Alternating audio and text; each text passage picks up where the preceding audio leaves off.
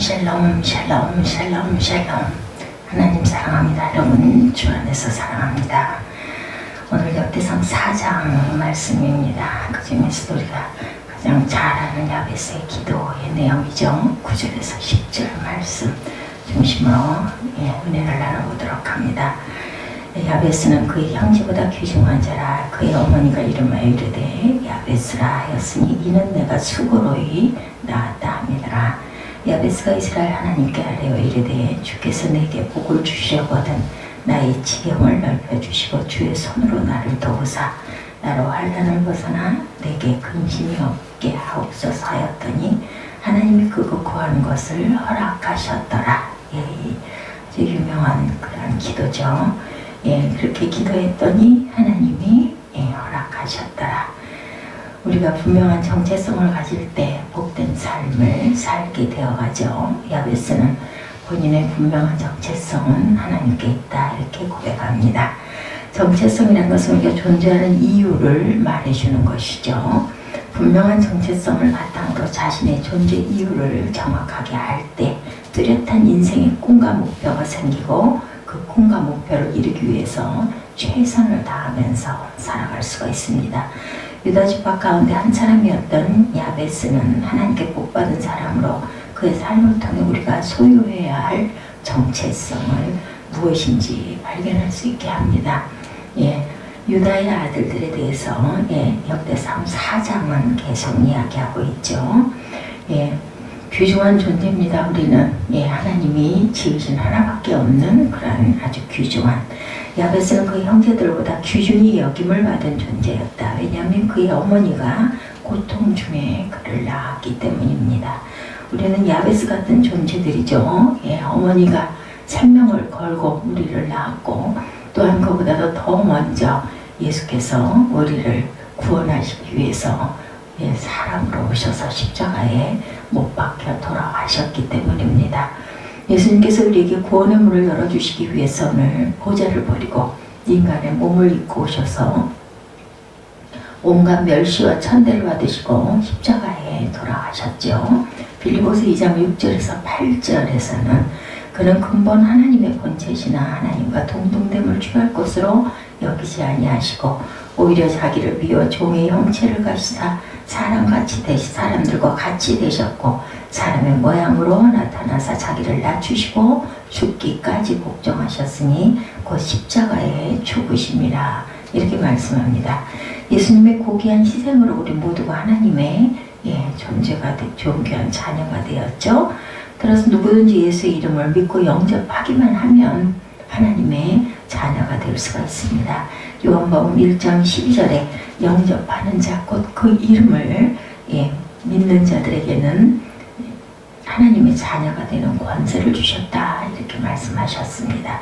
예수께서 그 참혹한 고난을 당하신 것은 오직 우리로 하여금 영육간의 강건함을 누리고 거룩하고 복된 삶을 살아가게 하기 위함이다. 예수님께서 이사야 53장 5절에는 또한 그가 찔림은 우리의 허물 때문이요 그가 상함은 우리의 죄악 때문이라. 그가 징계를 받음으로 우리가 평화를 누리고 그가 채찍에 맞음으로 우리는 나음을 받았도다 이렇게 말씀을 합니다. 우리가 우리 자신을 바라볼 때 우리가 갖고 있는 조건이나 처한 환경을 가지고 보지 말고 죽기까지 예수께서 우리를 사랑하신 그러한 귀한 존재라는 것을 잊지 말아야 되겠다. 나의 가치를 평가하는 기준이 더 이상 나 자신이나 세상에 속한 것이 아니죠. 고린도전서 6장 19절에서 20절에 너희 몸은 너희가 하나님께로 받은 바 너희 가운데 계신 성령의 전인 줄 알라고 말씀합니다. 우리가 예수를 믿고 구원받았으면 이제는 죄 많고 허물 많던 내가 사는 것이 아니고 우리 옛사람은 예수님과 함께 십자가에 못 박히고 이제는 내 안에 예수께서 사십니다. 예수님이 내 안에 살고 계시죠. 신명기 33장 29절에 이스라엘이여 너는 행복한 사람이로다. 야훼의 구원을 너같이 얻은 백성이 누구냐. 그는 너를 돕는 방패시오 내 영광의 칼이시로다. 내 대적이 내게 복종하리니 내가 그들의 높은 곳을 밟으리로다 이렇게 말씀합니다. 430년 동안 애굽에서 노예 생활을 하던 이스라엘 백성은 하나님의 은혜로 구원을 받아서 해방을 받고 축복의 땅 말씀이죠. 예수를 믿고 구원을 받은 하나님의 백성인 우리도 또한 이런 복된 사람들, 우리는 참으로 행복한 하나님의 자녀가 됩니다. 예수를 믿고 하나님의 자녀가 된 우리는 더 이상 과거에 얽매이지 않고 절망하지 않죠. 왜냐하면 하나님께서 우리를 귀하게 보고 계시고 또한 예수께서 지금 우리를 축복해 주셨기 때문에 축복받는 귀한 자녀가 되었다라는 겁니다. 이사야 43장 1절에 야곱아 너를 창조하신 야훼께서 지금 말씀하시느니라. 이스라엘아 너를 지으신 이가 말씀하시느니라. 너는 두려워하지 말고 내가 너를 구속하였고 내가 너를 지명하여 불렀나니 너는 내 것이다. 이렇게 말씀하죠. 하나님께서 그의 백성을 구원하시고 지명하여 부르셨습니다. 우리는 하나님의 소유이고 하나님께 속한 자들이죠. 하나님의 눈에 매우 보배롭고 존귀한 존재들이 되었습니다. 이사야 43장 4절에 내가 내 눈에 보배롭고 존귀하며 내가 너를 사랑하였은즉 내가 내 대신 사람들을 내어주며 백성들이 내 생명을 대신하리니 이렇게 말씀합니다. 금과 뭐라 해도 우리는 하나님께 사랑받고 있는 귀한 존재들이죠. 비록 몸에 장애가 있어도 가진 것이 없어도 배우지 못했어도 우리는 하나님께 사랑받고 있는 귀중한 존재들입니다. 아시아 최초의 장애인 파일럿 최영재 집사님이 3살 때 고열을 심하게 앓고 나서 소아마비에 걸립니다. 백신이 없던 시절이라 하루아침에 하반신 마비 장애인이 되었습니다. 그는 걷지 못하는 자신과는 달리 두 날개로 마음껏 날아다니는 비행기가 아주 너무너무 부러웠어요. 그렇지만 자신이 비행기 조종사가 된다는 것은 그것은 뭐 기적이죠. 꿈과 같다 이렇게 생각했습니다. 아무것도 할 수 없다는 생각에 그는 크게 절망을 했죠. 그러나 그는 친구를 통해 처음 교회를 가고 미국에 이민을 갑니다. 인격적으로 하나님을 만나면서 자화상이 바뀝니다. 하나님의 은혜로 컴퓨터 프로그래밍을 전공하고 미국의 많은 기업으로부터 로봇콜을 받아서 이바이에서 소프트웨어 엔지니어로 일을 하고 있습니다. 그러나 어느 날 양팔이 없는 여성 파일럿인 제시카 콕스의 영상을 보고 어릴 때 꾸었던 파일럿에 도전을 하게 되죠. 이때 그의 나이는 53세나 되었습니다. 어렸을 때부터 큰 수술을 5번이나 받았고 5년 전에는 시형 간염으로 죽을 뻔하다가 겨우 완치한 그런 건강하지 못한 몸이었는데도 과감한 도전을 합니다. 그의 도전은 처음엔 쉽지 않았죠. 여러 비행학교를 수소문해 봤지만 휠체어 장애인 인형 비행기와 교관을 찾기는 어려웠습니다. 그렇지만 포기하지 않고 계속 도전을 한 결과 환경이 열립니다. 매년 미국 전역에서 5, 6명의 장애인을 선발해 비행훈련 교육 비용 전액을 지원해주는 비영리재단 에이블 플라이트의 동양인 최초로 선발이 됩니다. 이후 6주간 비장애인과 같은 고강도 비행훈련을 받고 아시아 최초의 장애인 파일럿이 됩니다. 그는 말합니다. 2다리는 걸을 수 없었지만 하늘을 자유롭게 날 수 있게 되었습니다. 도전하지 아니하면 아무 일도 일어나지 않습니다. 불가능한 것처럼 여겨지는 상황이라도 포기하지 마세요. 제가 금방 포기했다면 성취되는 일은 없었을 겁니다. 꿈과 믿음을 가지고 나아간다면 이루어집니다. 진짜 장애는 우리의 생각이고 우리의 생각이 바뀔 때 꿈은 현실이 되어 이루어진다. 앞으로의 제 꿈은 우주선 비행을 하는 것입니다. 이렇게 담대하게 선포했다고 합니다. 우리는 긍정적인 자아상을 가져야 되죠. 우리는 하나님께서 사랑받는 존재들임을 기억하고 살아야 합니다. 더 이상 실패자가 아니고 버림받은 인생도 당연히 아니죠. 하나님께서는 우리를 복받은 존재로 세워주시고 그리고 일생 동안 하나님의 은혜 가운데 살게 만들어 주십니다. 두 번째 복받은 존재, 우리는 존귀하고 또한 복받은 존재라는 것을 절대 잊지 말아야 되겠다. 그 이유는 왜 나는 정말 귀한 존재 그리고 복받은 존재. 야베스는 하나님께 놀라운 축복을 받은 존재였습니다. 우리도 하나님께로부터 당연히 놀라운 축복을 받은 존재들이죠. 믿음의 조상인 아브라함을 부르셨을 때 내가 너로 큰 민족을 이루고 내게 복을 주어 내 이름을 창대하리라. 너는 복의 근원이 될지라 라고 말씀하셨죠. 너를 축복하는 자에게 내가 복을 내리고 너를 저주하는 자에게 내가 저주하리라. 나의 모든 땅의 족속으로 너로 말미암아 복을 얻을 것이라 하신지라고 이렇게 말씀을 하셨어요. 하나님께서 믿음의 조상인 아브라함을 부르셨을 때 그에게 이렇게 복을 약속하셨죠. 하나님께서는 아브라함에게 복을 주셔서 모든 족속이 아브라함을 통해 복을 받고 아브라함을 하나님의 복을 받은 모델로 삼게 하십니다. 우리가 예수를 믿을 때 이 복을 받았죠. 우리는 복받은 하나님의 자녀이기 때문에 우리가 어디를 가든지 그곳에 하나님의 복이 함께합니다. 우리가 예수를 믿는 그 순간 복의 통로가 되어 선한 영향력을 끼치게 되죠. 갈라디아서 3장 13, 14절에 그리스도께서 우리를 위하여 저주를 받은 바 되사 율법의 저주에서 우리를 속량하셨으니 기록된 바 나무에 달린 자마다 저주 아래 있는 자라 하였습니다. 이렇게 말씀합니다. 이는 그리스도 예수 안에서 아브라함의 복이 이방인에게 미치게 하고 또 우리로 하여금 믿음으로 말미암아 성령의 약속을 받게 하려 합니다. 고린도후서 8장 9절에도 우리 주 예수 그리스도의 은혜를 너희가 알거니와 부요하신 이로써 너희를 위하여 가난하게 되시는 그의 가난함으로 말미암아 너희를 부요하게 하려 하심이라고 말씀합니다. 예수를 믿는 우리는 하나님께 복받은 존재가 어떤 모습인지 보여주는 복의 모델이라는 것, 우리가 받은 아브라함의 복과 일맥상통하는 복이 바로 야베스가 기도를 통해 받은 복이죠. 하나님께서는 우리에게 지경을 넓혀주시는 복을 주셨습니다. 주님께서 우리의 영적인 지경도 넓혀주시고 그리고 환경적인 축복의 지경도 넓혀주시죠. 우리에게 영향력을 주시고 그리고 영향력을 날로 매일매일 확대시켜 주신다는 것 또한 잊지 말아야 되겠죠. 우리는 세상의 빛으로 하나님께서 부르셨습니다. 따라서 우리는 빛의 영향력을 발휘해야 더 많은 사람들에게 또한 빛을 비춰줄 수가 있겠죠. 에베소서 5장 8, 9절이죠. 너희가 전에는 어둠이지만 이제 주 안에서 빛이라. 빛의 자녀들처럼 행하라. 빛의 열매는 모든 착함과 의로움과 진실함에 있다. 우리가 가는 곳이 어두워지면 안 되고 점점 밝아져야 됩니다. 우리를 만난 사람들의 표정이 밝아지고 마음의 기쁨이 회복되고 삶의 소망을 얻어야 되는 것, 이것이 바로 빛의 영향력입니다. 우리가 가는 곳이 어두워지면 절대로 안 되겠죠. 세상의 빛으로 빛의 영향력을 발휘한다는 것은 착한 행실을 하는 것입니다. 선을 행하는 거죠. 가난하고 병들고 소외된 이웃들에게 우리가 받은 사랑과 축복을 나누는 것입니다. 하나님께서 복을 주시는 것은 이를 통해서 하나님께 영광을 돌리고 고통당하는 이웃을 사랑으로 섬긴다는 뜻입니다.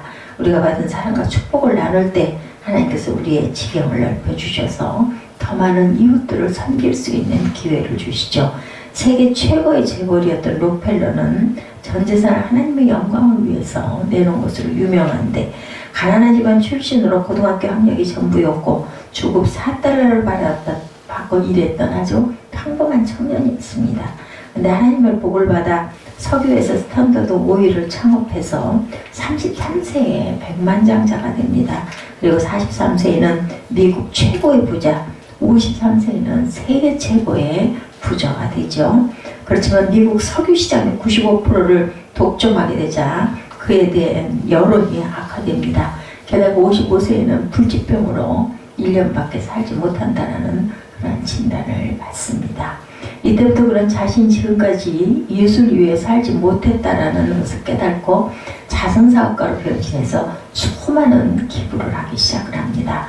그 이후에 1년밖에 살지 못한다고 하던 그가 98세까지 장수를 누리는 복을 받습니다. 55세에 당신은 1년밖에 살지 못합니다 했는데 98세면은 43년 동안을 44년을 더 산 거죠. 근데 그리고 나서 시카고 대학을 설립을 하고 1조 5천억 원을 기부합니다. 이 밖에도 세계 최대 공익재단인 록펠러 재단과 록펠러 의학연구소를 설립해서 병원을 짓고 4,928개 교회와 12개 종합대학과 12개 단과대학을 설립을 합니다. 대박이에요. 대박. 하나님이 이 아들을 지으셔서 아주 대박을 치죠. 그의 나이 76세 되던 해에 먼저 하늘나라를 건 아내를 기념하기 위해서 시카고 대학 내에 교회를 건축했는데 교회 헌당식에서 한 가지 그에게 기자가 묻습니다. 지금까지 회장님은 오랫동안 세계 최고의 부자로 살고 계시는데 그 비결이 무엇입니까? 록펠러가 대답하죠. 어머니로부터 3가지 신앙 유산을 받았습니다. 첫째는 11조죠. 어렸을 때 나는 용돈을 20센트 받았는데 그때마다 어머니는 11조를 드리는 습관을 가르쳐 주셨습니다. 2번째 유산은 교회 맨 앞자리에서 드리는 예배였습니다. 3번째 유산은 교회 일에 순종하고 목사님의 마음을 아프게 하지 않는 일이었습니다. 나는 어머니의 말씀에 따라 하나님께 많은 물질을 드리면서 20년, 30년 후에 그것이 반드시 어마어마한 열매를 맺는다는 것을 확인할 수 있었고, 이런 하나님의 경쟁을 나는 철저히 내 어머니에게서 배웠습니다. 록펠러가 하나님께로부터 받은 복은 그의 후손에게도 이어졌죠. 록펠러가 하는 석유뿐 아니라 항공, 원자력, 금융 등 다양한 산업 분야에서 명성을 누렸고, 부통령과 아칸소 주지사를 배출하는 등 정계와 재계 활동하고 물질의복과 장수의 복을 누렸습니다. 하나님께서는 지경을 넓혀주실 뿐 아니라 주님의 권능의 손으로 우리를 붙들어 주시고 이렇게 도와주십니다. 이사야 41장이죠. 두려워하지 말라, 내가 너와 함께함이라. 놀라지 말라, 나는 내 하나님이 됨이라. 내가 너를 굳세게 하리라. 참으로 너를 도와주리라. 참으로 나의 의로운 오른손으로 너를 붙들리라. 이렇게 말씀합니다. 주님의 손은 강한 손, 능력의 손이죠. 주님께서는 우리가 어떤 문제와 어려움 가운데서도 요동하지 않도록 붙들어 주십니다. 또한 주님께서는 그 능력의 손으로 모든 환난에서 우리를 건져 주십니다. 시편 121편 5, 6절에서 8절에 야훼는 너를 지키시는 이시라. 야훼께서 내 오른쪽에 그늘 되시고 낮에 해가 너를 상하게 하지 아니하며 밤에 달도 너를 해치 아니하시리로다. 이렇게 말씀하시죠. 야훼께서 너를 지켜 모든 환난을 면하게 하시며 내 영혼을 지키시리로다. 너의 출입을 지금부터 영혼까지 지키신다고 말씀합니다.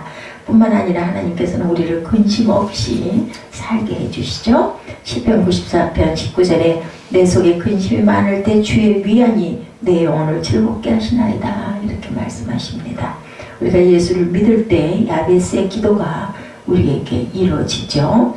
우리는 많은 사람에게 선한 영향력을 끼치고 주님의 도우심으로 형통하게 되고 환난에서 건짐을 받아 평안을 누리며 사는 복된 존재들이죠. 그리고 3번째로 우리는 또한 인정받는 존재입니다. 그러므로 하나님께서는 야베스의 기도에 응답을 해주시죠. 우리의 기도에 또한 귀를 기울여 응답해 주신다는 것인데, 예레미야 33장 3절이죠. 너는 내게 부르짖으라. 내가 네게 응답하겠고 내가 알지 못하고 크고 은밀한 일을 네게 보이리라. 우리가 주님께 간절히 부르짖어 기도하면 하나님께서 응답해 주십니다. 시편 40편 1, 2절에 내가 야훼를 기다리고 기다렸더니 귀를 기울이사 나의 부르짖음을 들으셨도다. 나를 기가 막힐 웅덩이와 수렁에서 끌어올리시고 내 발을 반석 위에 두사 내 걸음을 견고하게 하셨도다. 이렇게 말씀합니다. 하나님께서는 자녀들의 작은 신음에도 귀를 기울여 주시고, 그리고 간절히 간구하는 자들에게 놀라운 축복과 기적을 예비하고 계십니다. 야베스의 기도에 응답해 주셨다는 것은 그를 인정해 주셨다는 거죠. 잠언 15장 29절에 야훼는 악인을 멀리하시고 의인의 기도를 들으신다. 이렇게 말씀합니다. 의인이라는 건 선한 일을 하는 자들, 하나님의 말씀에 순종하는 것이 바로 선입니다. 우리는 하나님의 자녀로 하나님께 인정받는 삶을 살아야 되죠. 하나님의 인정과 칭찬에 얽매이거나 스스로 높이는 교만한 모습을 버려야 됩니다. 사람의 인정과 칭찬에 얽매여서는 안 되는 거죠. 고린도후서 10장 18절에 옳다 인정함을 받은 자는 자기를 칭찬한 자가 아니요 오직 주께서 칭찬하는 자 아니라, 사람의 인정이 아니라 하나님의 인정을 우리가 기다리고 바라야 된다. 그래서 우리가 그 칭찬을 주님께 받아야 되는 게 중요합니다. 오직 내 생명의 근원이시고 우리 삶의 주인이신 하나님께 인정받는 그러한 칭찬을 받아야 한다. 하나님께 인정받는 자녀는 하나님의 자녀답게 살아가는 사람입니다. 우리가 하나님의 자녀다는 모습으로 살아갈 때 하나님께 인정을 받습니다. 항상 하나님의 자녀다는 모습으로 내가 살고 있는지 돌아볼 줄 알아야 되겠죠. 하나님의 자녀되어 가장 분명한 모습은 화평케 하는 모습입니다. 우리는 항상 하나님의 자녀다는 모습으로 그래서 화평하게 살아야 되죠. 하나님의 자녀가 가는 곳에는 나뉜 마음이 한 마음이 되고 다툼과 갈등이 있는 곳에 화해와 용서가 임해야 합니다. 아무것도 아닌 일에 분노하고 짜증내고 불평함으로 말미암아 하나님의 영광을 가려서는 안 되겠죠. 친구 간에, 직장 동료 간에, 성도 간에, 가족 간에 불화를 일으키는 존재가 되어서는 안 됩니다. 시편 37편 8절에 분을 그치고 노를 버리며 불평하지 말라. 오히려 악을 만들 뿐이다. 이렇게 말씀합니다. 우리는 화목해 하는 자라는 정체를 가지고 늘 긍정적이고 격려하는 그리고 화해와 용서를 하는 하나님의 귀한 자녀들이 되어야 되겠죠. 하나님께서는 그런 사람 입에서 나오는 기도를 응답해 주시고 인정해 주십니다. 우리는 남은 생애 동안 결코 다툼이나 불현이나 갈등을 일으키는 것이 아니라 화목하게 하는 직분을 감당하며 살아가겠노라는 결단을 해야 되겠습니다. 고린도후서 5장 18, 9절이죠. 모든 것이 하나님께로 났으며 그가 그리스도로 말미암아 우리를 자기와 화목하게 하시고 또 우리에게 화목하게 하는 직분을 주셨으니 곧 하나님께서 그리스도 안에 계시사 세상을 자기와 화목하게 하시며 그들의 죄를 그들에게 돌리지 아니하시고 화목하게 하는 말씀을 우리에게 부탁하셨다라고 말씀합니다. 우리는 사랑이 무한하신 하나님의 자녀들이죠. 하나님과 우리 사이를 십자가로 화목케 하신 그리스도의 향기고 그리스도의 편지입니다. 생명을 살리는 사람, 관계를 회복시켜주는 사람, 꿈과 희망을 주는 사람이 돼서 하나님께 인정받는 저와 여러분이 되시기를 주님의 이름으로 축복합니다. 기도하시겠습니다.